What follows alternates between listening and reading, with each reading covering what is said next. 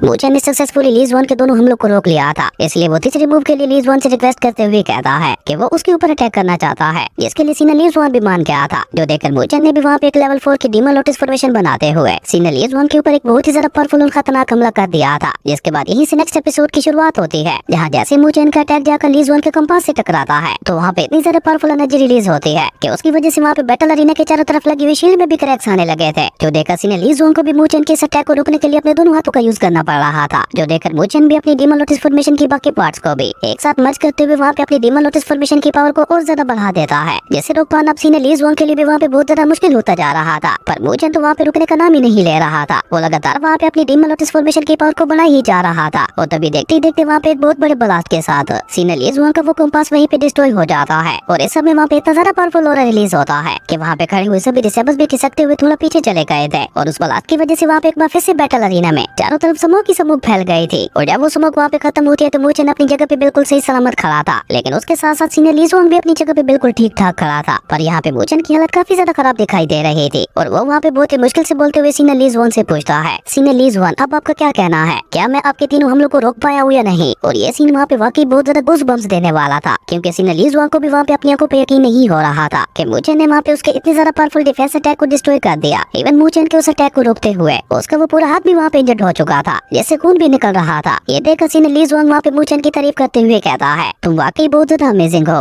और तुम लो ली के लिए बिल्कुल परफेक्ट हो और हाँ तुम ये कॉम्पिटिशन जीत गए हो। सीना लीज वन की ये बात सुनकर लिंगार की बहन वहाँ पे ताली बजाते हुए कहती है, मूचन वाकई तारीफ के काबिल है। और वहाँ पे लिंगार की बहन के पीछे पीछे बाकी सभी लोग भी वहाँ पे मूचन की तारीफें करते हुए उसके लिए तालियां बजाने लगे थे। और जूनियर डिसेबल्स की खुशी का तो वहाँ पे कोई ठिकाना ही नहीं था। उन्हें यकीन ही नहीं हो रहा था कि मूचन ने इस फाइट में सीना लीज वन को हराते हुए सीना लीज वन के हाथ को इंजर्ड भी कर दिया है। इसलिए वो सभी लोग वहाँ पे मूचन की बहुत ज्यादा तारीफें कर रहे थे। इवन अब उन लोगों ने तो वहाँ पे मूचन को अपना हीरो ही मान लिया था, जबकि हियो के दिल में वहाँ पे मूचन के लिए नफरत और भी ज्यादा बढ़ चुकी थी। और सेम हियो की तरह वहाँ पे जू किंग और उसके भाई को भी बहुत ज्यादा गुस्सा आ रहा था। इवन वो दोनों तो अपने गुस्से के चलते वहाँ से चले भी गए थे, जबकि मोकई तो वहाँ पे मूचन के इस कारनामे से बहुत ही ज्यादा खुश दिखाई दे रहा था। वो भी वहाँ पे मूचन की तारीफ करते हुए कहते, मूचन तुम वाकई काफी ज्यादा औसम हो और अब तो मैं तुम्हारे साथ फाइट करने के लिए बिल्कुल भी इंतजार नहीं कर सकता। और इसी तरह वहाँ पे मौजूद बाकी सभी जूनियर डिसेबल्स भी खुश होते हुए मूचन की बहुत ज्यादा तारीफें कर रहे थे, जबकि लूली तो इस खुशी को सिर्फ अपने मन में ही महसूस कर रही थी। पर उसके बावजूद भी उसका फेस वहाँ पे साफ साफ बता रहा था कि वो वहाँ पे बहुत ही ज्यादा खुश है। वहीं किंगलिंग और उसके बहन सुंदर भी वहाँ पे मूचन के लिए काफी ज्यादा खुश दिखाई दे रही थी। और उसी के साथ किंगलिंग वहाँ पे मूचन के लिए खुश होते हुए कहती है, मूचन तो हम सभी को पीछे छोड़ते हुए हम सभी से काफी आगे निकल चुका है। वहीं बैटल अरीना के अंदर मूचन की हालत वहाँ पे और भी ज्यादा खराब हो चुकी थी, क्योंकि उसने अपने आखिरी अटैक में अपना पूरा दम लगा दिया था, इसलिए वो कमजोरी के चलते वहीं पे गिरकर बेहोश हो जाता है। लेकिन लोली वक्त रहते ही उसे वहाँ पे पकड़ते हुए संभाल लेती है और उसी के साथ उसे वहाँ पे मूचन की बहुत ज्यादा चिंता भी हो रही थी। जो देखकर मूचन वहाँ पे बहुत ही मुश्किल से अपनी आंखें खोलते हुए उससे बस इतना ही कहता है, लोली मैं जीत गया और आज अपनी जीत के साथ मैंने सबके सामने साबित कर दिया है कि मैं तुम्हारे लिए काबिल हूँ। जिसपे लोली उससे कहती है कि तुम ये सब मत सोचो, तुम हमेशा से मेरे लिए काबिल थे। और ये कहकर लोली गुस्से से वहाँ पे लीज वन की तरफ देखते हुए कहती है, इसका बदला मैं तुमसे लेके रहूंगी। वहीं अपनी बात कहते कहते मूचन वहीं पे बेहोश हो गया था। उसके बाद हमें अगले दिन का सीन दिखाया जाता है, जहाँ लोली मूचन का बदला लेने के लिए सीना लीज वन के पास पहुंच चुके थे और उसने वहाँ पे सीना लीज वन की कोई भी बात सुने बगैर अचानक ही अपनी सोच से वहाँ पे उसके ऊपर हमला करना शुरू कर दिया था। लेकिन सीना लीज वन किसी तरह से वहाँ पे उसके हमलों को डॉज करते हुए उसे वहाँ पे समझाने की कोशिश कर रहा था, पर लोली वहाँ पे उसके कोई भी बात सुनने को तैयार ही नहीं थी। जो देखकर सीना लीज वन भी वहाँ पे अपनी स्पेशल पावर का यूज करते हुए लोली को रोकने की कोशिश करता है, पर लोली अपनी सोच से उसके अटैक को डिस्ट्रॉय करके बहुत ही तेजी से वहाँ पे एक बार फिर से उसके ऊपर हमला करने के लिए आगे बढ़ती है। जो देखकर सीना लीज वन भी शौक होते हुए अपने मन में कहता है, लोली तो पहले से काफी ज्यादा ताकतवर हो चुकी है और ऊपर से इसका ये लू डिवाइन आर्ट भी पहले से काफी ज्यादा स्ट्रॉन्ग दिखाई दे रहा है। ये लड़की वाकई एक रियल टैलेंट है, क्योंकि इसने यहाँ पे खुद को सिर्फ इतने कम दिनों में खुद को इतना ज्यादा पावरफुल बना लिया। पर लोली तो अभी भी वहाँ पे लगातार अपने लू डिवाइन आर्ट का यूज करते हुए सीना लीज वन के ऊपर अपनी सोच से अटैक किए जा रही थी, जैसे अब धीरे धीरे सीना लीज वन के लिए भी बचना मुश्किल होता जा रहा था। और तभी हम देखते हैं कि लोली अपनी सोच सीधी जाकर सीनियर लीज वन के गर्दन के ऊपर रख देती है और कार्टून में उससे कहती है कि ये आखिरी बात था जो मैं तुम्हें एक दोस्त की तरह समझा रही हूँ। अगर तुमने अगली बार उसके साथ फाइट करने की कोशिश की तो मैं भूल जाऊंगी कि तुम कभी मेरे दोस्त हुआ करते थे। जिसपे सीनियर लीज वन भी लोली से कहता है कि अगर वो मुझसे फाइट में हार जाता तो तब तुम क्या करती। मेरे ख्याल से तो तुम अभी भी उसके साथ रहकर बस अपना टाइम जाया कर रही हो। जिसपे लोली अपनी सोच वापस रखते हुए कहती है कि अगर आज वो तुमसे हार भी जाता तो मैं दोबारा उसके पावरफुल होने का इंतजार करती। जिसपे सीनियर लीज वन सीरियस होते हुए लोली से कहता है कि तुम कितना इंतजार कर लेती उसका। तुम जानती हो ना कि अब तुम्हारे पास बहुत ही कम समय बचा है और अभी तक भी ये हम दोनों में से कोई भी नहीं जानता कि मूचन उस लेवल तक पहुंच भी पाएगा या नहीं। तुम्हारी लो रेस अब धीरे धीरे कमजोर होती जा रही है और ऊपर से तुम्हारे ग्रैंडफादर की भी काफी ज्यादा उम्र हो चुकी है। इस सब के बावजूद भी तुम मूचन के पावरफुल होने तक का वेट करते हुए इतना बड़ा रिस्क क्यों ले रही हो। अगर तुम यहाँ पे इसी तरह से मूचन के ऊपर अपना समय जाया करती रही तो मुझे डर है कि बाकी तीनों रेसेस बहुत जल्द तुम्हारी लू रेस को खत्म कर देंगी। सीनियर लीज वन की ये बात सुनकर लू ली भी सीरियस होते हुए कहती है, मुझे उसके ऊपर पूरा यकीन है, वो जरूर एक दिन मेरी उम्मीदों के ऊपर खरा उतरेगा। और ये कहते हुए लू ली चुपचाप वहाँ से चली गई थी। और सीनियर लीज वन भी अब यहाँ पे समझ चुके थे कि लू ली को समझाने का अब कोई फायदा नहीं है, अब मुझे डायरेक्ट मूचन से ही बात करनी होगी। और ये सोचकर सीनियर लीज वन वहाँ से मूचन से मिलने के लिए चला जाता है। उसके बाद सीन शिफ्ट होता है और हम सीनियर लीज वन को मूचन के रूम के अंदर देखते हैं, जहाँ सीनियर लीज वन मूचन को बताता है कि मैंने लू ली से प्रॉमिस कर दिया है कि आपसे मैं तुम दोनों के मामले में इंटरफेयर नहीं करूंगा। जिसपे मूचन कहता है तो क्या आप यही बताने के लिए मेरे पास आए हैं? जिसपे सीनियर लीज वन नाम अपना सर हिलाते हुए कहते हैं, नहीं, मैं तुम्हें यहाँ पे तुम्हारे जीतने का इनाम देने के लिए आया हूँ। तुमने मुझसे एक बार पूछा था ना कि लू ली का बैकग्राउंड क्या है, तो आज मैं तुम्हें उसके बारे में सब कुछ बताने वाला हूँ कि लू ली के ऊपर कौन कौन सी जिम्मेदारियाँ और बोझ है, जिन सबको इग्नोर करते हुए वो यहाँ पे तुम्हारे साथ अपना टाइम जाया कर रही है। सीनियर लीज वन की ये बात सुनते ही मूचन को वहाँ पे एक झटका लगता है। वहीं सीनियर लीज वन अपनी बात आगे बढ़ाते हुए मूचन को बताते हैं, दी ग्रेट वर्ल्ड के अंदर काफी ज्यादा खतरनाक और पावरफुल रेसेस पाई जाती हैं। लू ली भी उन्हीं रेसेस में से एक रेस से बिलोंग करती है, जिसका नाम लू रेस है, जो कि वेस्टर्न हेमिस्फीयर रियलम की टॉप 4 रेसेस में से एक है। लू रेस के बारे में सुनकर मूचन को वहाँ पे एक बार फिर से झटका लगता है, जैसे मूचन ने ऑलरेडी लू रेस के बारे में सुन रखा था। वहीं सीनियर लीज वन मूचन को लू रेस के बारे में बताते हुए कहते हैं, एक समय था जब लू रेस बाकी तीनों रेसेस से ज्यादा ताकतवर हुआ करती थी और पूरे वेस्टर्न हेमिस्फीयर रियलम में उनका कोई भी मुकाबला नहीं था। और अपने इसी प्राइड के चलते लू रेस के लोग धीरे धीरे कमजोर होते चले गए और पिछले कुछ 100 सालों में तो लू रेस की ऐसी हालत हो गई है कि उनके पास कोई भी टैलेंट मौजूद नहीं है, जिसकी वजह से लू रेस धीरे धीरे बाकी तीनों रेसेस से बहुत ज्यादा कमजोर होती जा रही है। और ज्यादातर लू रेस के लोग तो कल्टीवेट करना भी भूल चुके हैं, पर उसके बावजूद भी लू ली के ग्रैंडफादर किसी तरह से अभी तक अपनी लू रेस को संभालते हुए आ रहे हैं, पर अब वो भी बहुत ज्यादा कमजोर हो चुके हैं और उन्हें भी लू ली की जरूरत है, क्योंकि पूरी लू रेस में लू ली इकलौती ऐसी लड़की है जो अपनी लू रेस को संभाल सकती है। ये सुनकर मूचन को वहाँ पे एक बार फिर से झटका लगता है। वहीं सीनियर लीज वन अपनी बात आगे बढ़ाते हुए उसे बताता है, ऑलमोस्ट आज से 10 साल पहले वेस्टर्न हेमिस्फीयर रियलम की लू रेस और पावर रेस के दरमियान एक बहुत ही खतरनाक जंग हुई थी, जिसमें लू रेस को बहुत ज्यादा नुकसान पहुंचा था। और इसी जंग में लू ली के फादर भी मारे गए थे। और लू ली के फादर के मरने के बाद तो लू रेस की हालत धीरे धीरे और भी ज्यादा खराब होने लगी, क्योंकि लू फैमिली को संभालने वाला अब कोई भी नहीं बचा था। इसी बीच लू ली भी धीरे धीरे बड़ी हो रही थी और अब लू रेस के सभी लोगों की नजरें उसी के ऊपर ही थी, क्योंकि उसके अंदर भी अपने पिता की तरह एक बहुत रेयर टैलेंट था। लेकिन वक्त गुजरने के साथ साथ उसने ये भी साबित कर दिया कि उसके अंदर उसके पिता से भी ज्यादा ग्रेट टैलेंट है। इसलिए लू ली के ग्रैंडफादर उसे अपनी लू रेस का अगला लीडर बनाना चाहते थे, क्योंकि अब उसके अलावा पूरी लू रेस में ऐसा कोई भी नहीं बचा था जो कि लू रेस की जिम्मेदारी को संभाल सके। और पहले लू ली भी अपनी लू रेस की जिम्मेदारी को अच्छी तरह से संभाल रही थी, पर अभी क्योंकि लू ली इतनी ज्यादा ताकतवर नहीं हुई थी कि उसे उसके ग्रैंडफादर लू रेस का नया लीडर बना दे, क्योंकि लू रेस का लीडर बनने के लिए लू ली का सुप्रीम रियलम में होना जरूरी था। और ऊपर से उसके ग्रैंडफादर चाहते हैं कि लू ली एक बार फिर से उनकी लू रेस को वेस्टर्न हेमिस्फीयर रियलम की सबसे पावरफुल रेस बना दे। इसलिए मैं तुमसे कह रहा था कि लू ली के ऊपर बहुत ज्यादा जिम्मेदारियां हैं और वेस्टर्न हेमिस्फीयर रियलम को एक बहुत ही क्रूअल जगह माना जाता है, जहाँ अगर आप जरा सा भी कमजोर पड़े तो आपको उसी वक्त वहाँ पे खत्म कर दिया जाएगा। सीनियर लीज वन की सारी बातें सुनकर मूचन वहाँ पे सीरियस होते हुए अपने मन में कहता है, मुझे यकीन नहीं हो रहा कि लू ली अपने मन ही मन में इतना सब कुछ झेल रही है। वहीं वहाँ से जाते जाते सीनियर लीज वन मूचन से कहते हैं, अब बहुत जल्द लू ली को तुम्हें छोड़कर वापस अपनी लू रेस में जाना होगा। जिसपे मूचन जल्दी से वहाँ पे खड़ा होते हुए सीनियर लीज वन से पूछता है, ऐसा क्यों? जिसपे सीनियर लीज वन उसे वहाँ पे बताते हैं कि लू ली के ग्रैंडफादर अब बहुत जल्द मरने वाले हैं और उन्होंने अपने मरने से पहले लू ली को वापस आने के लिए बोला है, ताकि लू ली लू रेस की इनहेरिटेंस को एक्सेप्ट करते हुए सुप्रीम लॉर्ड रियलम तक पहुँच सके। और अगर एक बार लू ली ने अपनी लू इनहेरिटेंस को एक्सेप्ट कर लिया तो वो बहुत जल्द सुप्रीम रियलम में पहुँच जाएगी, जिसके बाद उसके ग्रैंडफादर उसे लू रेस का अगला लीडर बना देंगे। सुप्रीम रियलम के बारे में सुनकर मूचन को वहाँ पे एक बार फिर से झटका लगता है, जिसके बारे में सीनियर लीज वन उसे वहाँ पे बताते हैं कि वेस्टर्न हेमिस्फीयर रियलम की बाकी तीनों रेसेस